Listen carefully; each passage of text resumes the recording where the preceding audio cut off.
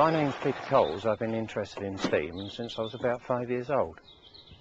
Restoring a Stanley Steam Car is basically the same as restoring any other old piece of machinery. There's only one way to do it, and that's to take it all to pieces, spread it out all over the floor, and overhaul and recondition each part. This windscreen, for example, this was made originally from a pressed steel construction, very cleverly, and of course it would be impossible to make in a normal workshop, so I machined them out the solid. I've got some pieces of steel, as you can see here, milled a slot in where the window fits in, and then a friend of myself heated these up and bent them to fit the windscreen base moulding, as you can see here. Welded all the bits together, polished them, buffed them, and then sent them away for chromium plating.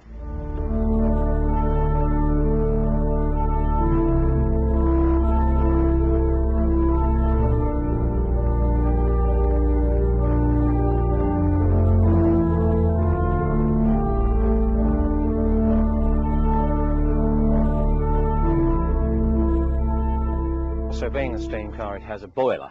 It's a fire tube boiler with a burner underneath which burns a mixture of petrol and diesel. Like your gas boiler at home, we need a continuously running pilot light. Therefore, underneath the boiler is a small pilot assembly which runs on hexane fuel. That's kept in a tank underneath the rear seat. With a blowtorch, I heat up the vaporizer coil on the pilot. When that's nice and warm, I turn on the hexane. The hexane is vaporized, passes out through the toast rack type of slots in the burner, which also heats up the vaporizing tube. So now the things are light, it's self-perpetuating and carries on burning. In the meantime, I have to hand pump, because normally when you're going down the road, you have a pump driven off the back axle. As we're stationary, no pump, no back axle moving, so I hand pump it. Once I've got steam up and we start moving, I have to do nothing else, everything's automatic.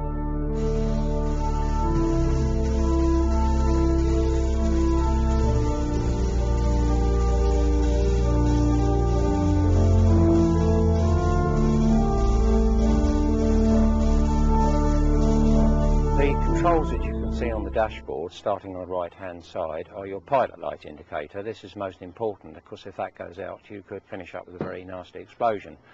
Moving along the dashboard, you then have the speedometer. Next to the speedometer is the oil pump indicator that shows you you're pumping oil into your cylinders. Lower down is the sight glass, which shows the level of the water in the boiler, which is also very important because if that becomes empty, you'll have another explosion.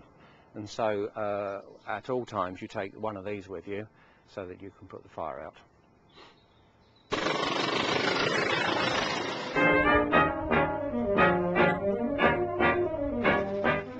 This car is 81 years old, and therefore speed is not of the essence. It has a comfortable cruising speed of about 25 to 30 miles an hour, but above that it's a job to keep between the hedges because the steering on here is rather tractor-like.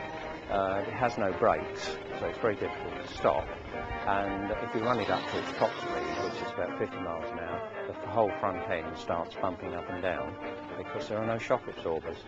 So we tend to cruise at 25 to 30 miles an hour. There are about 50 of the steam cars running in the UK, most of them are Stanley. Mr. Stanley was the largest manufacturer of steam cars in the world. He made about 11,000 between the years of 1898 and 1924. So there weren't very many made when you think that in 1924, 2 years after Stanley had closed, Henry Ford made his 1 millionth car.